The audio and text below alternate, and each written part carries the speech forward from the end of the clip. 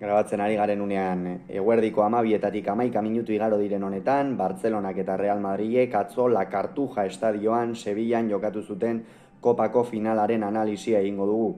Garaipena azkenerako Bartzelonarentzat izan zen eta honen bestez Hansi Flickenek urteko 2. titulua eskuratu dute eta bestalde Bartzelonak 32. aldiz irabazi zuen kopa.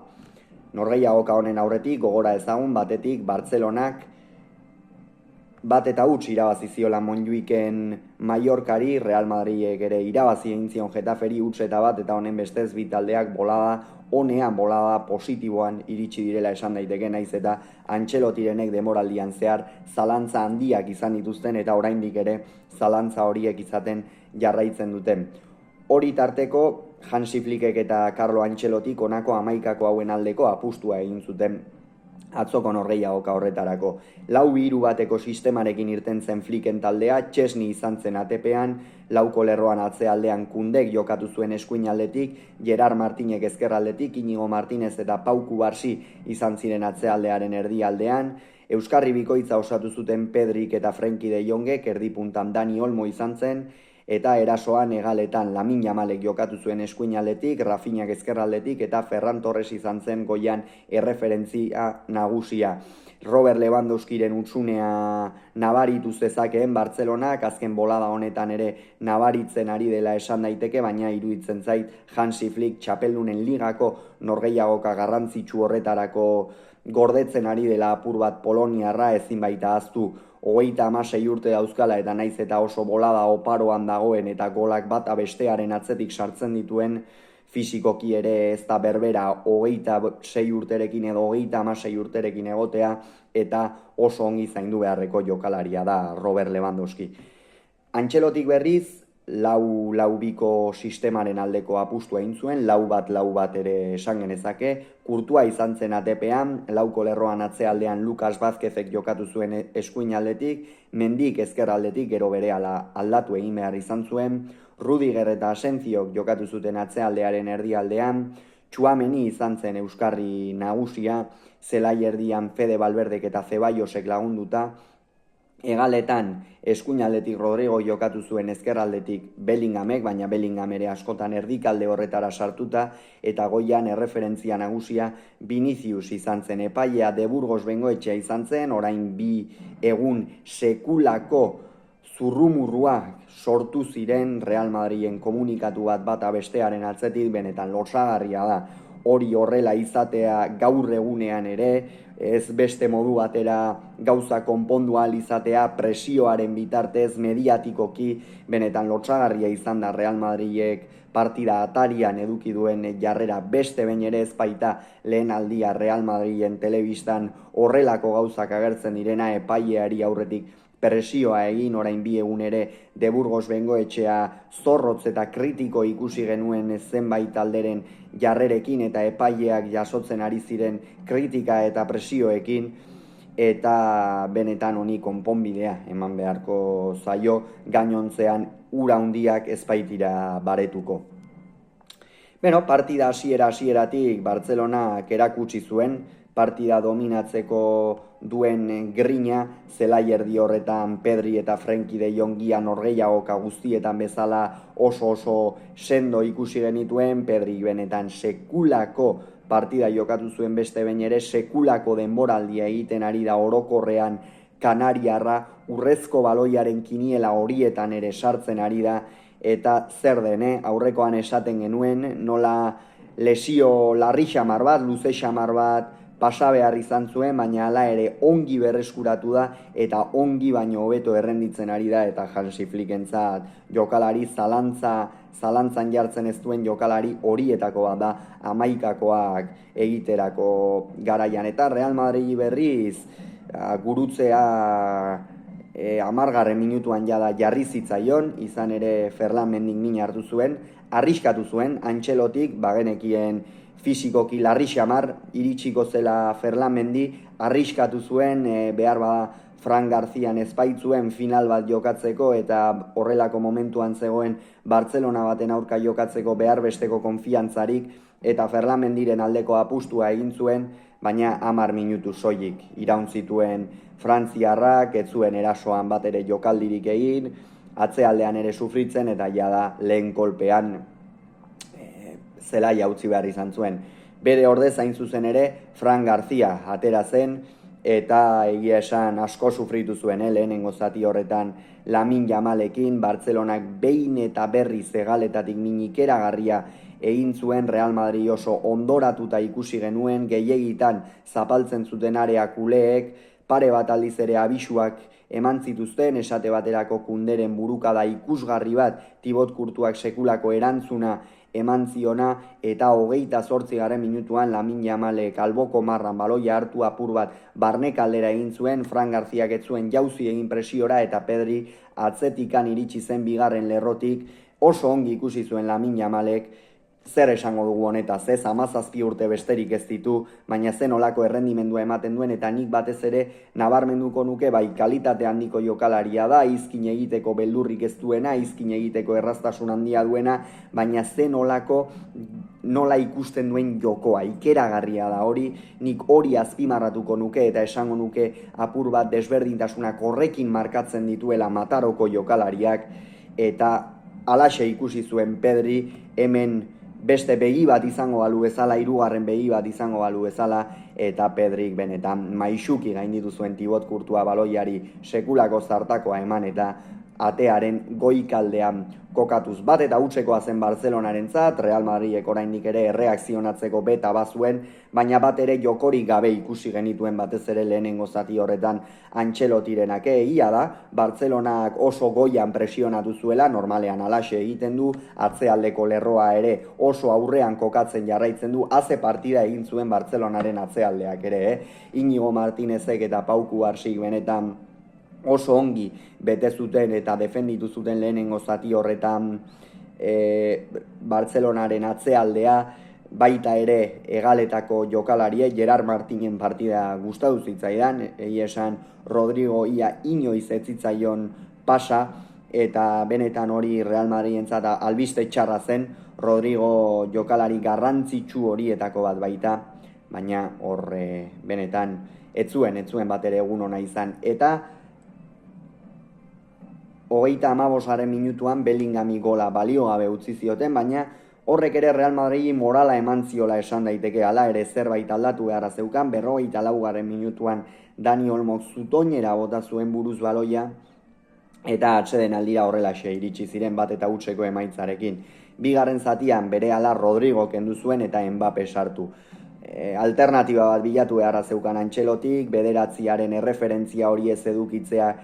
gehiegi ari zitzaion kondenatzen entrenatzaile italiarrari, eta hor Kylian Mbapperen sarrera beste gauza bat izan zen. Rodrigo eskuinaldetik ez zuen desberdintasuna markatzerik izan, Vinicius saiatzen zen, baina inolako arrakastari gabe, geldo jokatzen ari zen Real Madrid, Barcelona eroso zegoen zelaian, eta Kylian Mbapperen sarrerarekin egia da beste Real Madrid bat ikusi genuela. Askoz erasokorragoa, Bartzelonako atzealdeari ere zalantza gehiago sortu zizkion, eta apur bat horixe izango zuen xede Carlo Ancelotik berak ere,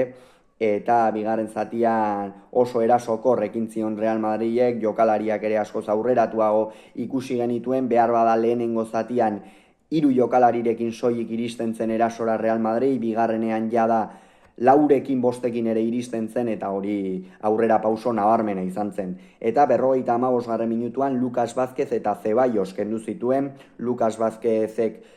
partidan asko sufritu zuen, egia esan erasoan ere ez zuen aportazio handirik egin,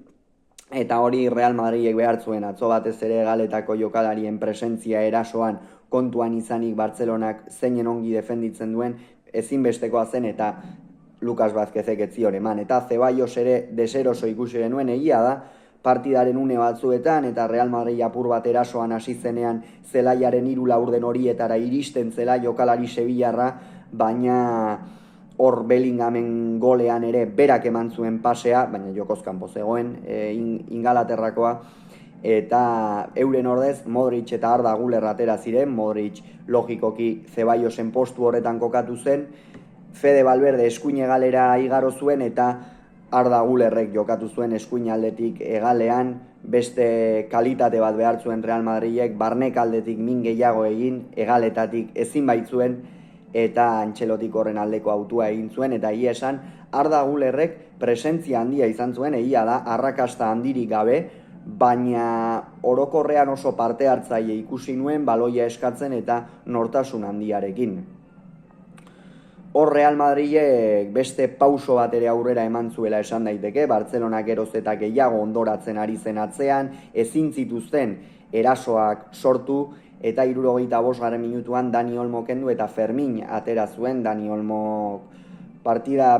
diskretu xamarra egin zuen, tarteka agertu zen, hor 44. minutu horretan ere aukera garbi bat izan zuen, baina orokorrean erdi punta horretan eta esango nuke egaletako jokalariek askoz ere presentzia gehiago izan zutela, egia da Gerard Martin eta Koundé ere ez zirela oso erasokor aritu, baina hor Olmok, behar bada Pedrik itzala egin ziola esan daiteke Olmori hor. Eta 70. minutuan esan dugu zeinen garrantzitsua izan zen Kylian Mbapperen sarrera, banakoa berdindu ezarri zuen markagailuan jokalari frantziarrak, faltaz sekulako jaurtiketa egin zuen, ez Zutoinari eman zion lehenengo eta gero gola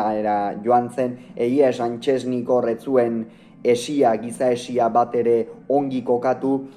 zulo handia geratu zen hor erdikaldean, eta behar bada Pedrik ere ipini beharko zuen, eta Kylian Mbappek bateztu harkatzen, eta hor oso jaurtiketa bortitza eta ona egin zuen. Eta Real Madrid azita zegoela, 77. minutuan, Arda Gülerrek kornerra ipini eta Tchouaménik bigarrena ipini zuen, bat eta bikoa, inor gutxik esperoko zuen lehen zatia joan zen bezala emaitza hau ikusiko zutenik, bada Tchouaménik bakarrik errematatu zuen kornerra, esan Bartzelona arazo handiak izaten ari zen une horretan atzealdean, eta Real Madridentzat berriz albiste ezin hobeak izan ziren. Baina berehala 84. minutuan Lamine Yamalek zeinen ongi ikusi zuen Ferran, Real Madrid erasoan tematu zen, atzealdean zulo handi xamar bat utzi zuen, Rudigerrek ere akats handi xamarra egin zuen, eta egia esan Rudigerren esperientziako jokalari batek horrelako akats bat egitea final batean benetan barka ezina dela iruditzen zait. Hor oso erraz gainditu zuen Lamine Yamalen baloi horrek Rudiger, eta Ferranek baloia hartu bakarrik geratu zen Kurtuaren aurrean, Kurtua irten zen, baina Ferranek ongi engainatu zion, eta Valentziarrak beste gol bat egin zuen Bartzelonako elastikoarekin, kritika asko jaso ditu, baina buruz indartsua dela erakutsi du, eta begira, kopako finalean gol oso garrantzitsu bat egin zuen Bartzelonarentzat atzo. Jada nekeak neke, eta luzapena iritsiko zela ikusita, Gavi eta Frenkie de Jong, Frenkie de Jong eta Gerard Martin kendu zituen. Frenkie de Jongek partida ona jokatu zuen, zelai erdian batez ere lehenengo zatian oreka eman zion, baina Bartzelonak beste zerbait behar zuen, behar bada jokalari erasokorragoak ere, eta ondorioz Gaviren aldeko apustua egin zuen, eta Gerard Martinek bete zuen, ongi bere lana, ia bigarren zatian Arda Gülerrek apur bat burua uste gehiago sortu zizkiola, askoz ere barnekaldera osartzen den jokalaria izan ohi delako turkiarra, baina orokorrean ongi bete zuen bere lana, eta Gavi eta Ronald Araujo irten ziren, horren ondorioz batetik Gaviren postua ez zuen aldatu, hau da, Gavi eta Fermin altuera berdinean kokatu zituen, eta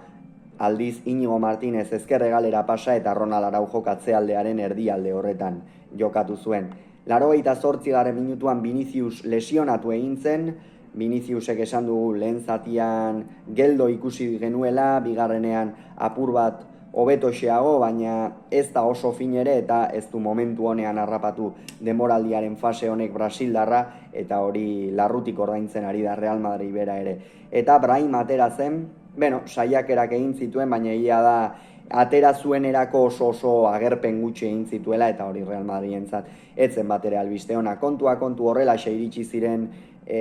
luzapenera, hor penalti bat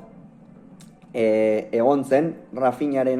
Rafinhari egindakoa, baina gero barrean begiratu eta bota egin zela ikusi zuen, eta txartela atera zion gainera Rafinhari, eta orokorrean De Burgos Bengoetxeak argiak eta itzalak izan zituen atzo, esan dugu ze nolako presioarekin iritsi zen partida horretara,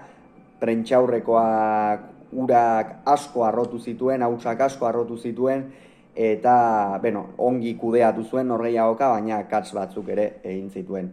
Eta bigarren zatian, 88. minutuan, Pedri kendu zuen, hori berria izan zen, egia esan Pedri bezalako jokalari bat une horretan kentzea, pekatu handi xamarra gertazitekeen, baina ez ongi irten zitzaion, atsedena ere behar du Pedrik, dena jokatzen ari da, gainera eskarmentua badute, Kondearen hirian Pedrirekin nola hainbeste partida jokatu ostean, nola gero min hartu eta denbora luzez min hartuta egon behar izan zuen, eta Eri Garzia atera zen bere ordez, 88. minutu horretan esan bezala, eta ongi bete zuen bere lana, oso ongi ere. 107. minutuan Ferrani gola balio gabetu zioten, Rudiger kendu zuen Endriken ordez, jada Madrilek erasora joan beharra zeukan, Asensio eta Txuameni geratu ziren atzealdearen erdialde horretan, eta Endrik goian kokatu zuen Mbaperekin batera, beste erasoko jokalari bat behar zuen. Rudigeren partida esan dugu, etzen ona izan, orokorrean batez ere lehenengo zatian etzen bat ere finaritu Alemaniarra, bigarrenean ere Ferranen golean baloia errazegi igaro zitzaion gainetik eta konzentrazio falta handiarekin ikusi genuen, eta Endrikek ez zuen ezertxo ere egiterik izan, egia esan. Eta Ferran kendu zuen Pau Victorren ordez, hemen apur bat arriskatu zuela esan daiteke, izan ere penaltietarako, ez dakit jokalari hobeak ez ote zituen Real Madrilek, kontua kontu Ferranek sekulako partida atera zuen, lehenengo zatitik oso sartuta ikusi genuen, oso parte hartzaile, bigarrenean gainera gola egiten eta ze gol gainera, benetan Ferranen partida handia, eta Pau Victorrek ongi baliatu zituen 5 minutuak, etzen asko agertu, eta 116. minutuan Modricek, harrigarria da, baina Luka Modricek duen esperientziarekin eta ze baloi galdu zuen, keragarria izan zen, Kunderi eman zion zuzenean, eta Kundek kale edo bale areaz kanpotik jaurti azpi-azpitik, eta Tibot Kurtuak ez zuen ezertxo ere egiterik izan, zoramena zen nagusi Bartzelonaren armaian eta Bartzelonaren aulkian, eta benetan hortik aurrera jada partida erabat aldrebestu egin zen, Rudigerrek zerbait botazion epaiari 3 txartel gorri atera zituen, De Burgos Bengoetxeak Real Madrilekoak erabat euren honetik irten da, bero-bero zegoen une horretan Rudigerrek zerbait jaurtizion epaiari, gero aktan ikusiko dugu zer ipini zuen De Burgos Bengoetxeak, baina kontua kontu Bartzelona txapeldun 32. aldiz, eta ikusiko dugu Carlo Ancelottiren etorkizuna nola dagoen, baina esan oso beltz ikusten dut. Gogoratu, Bartzelonak 3, Real Madrilek 2, Bartzelona kopako txapeldun.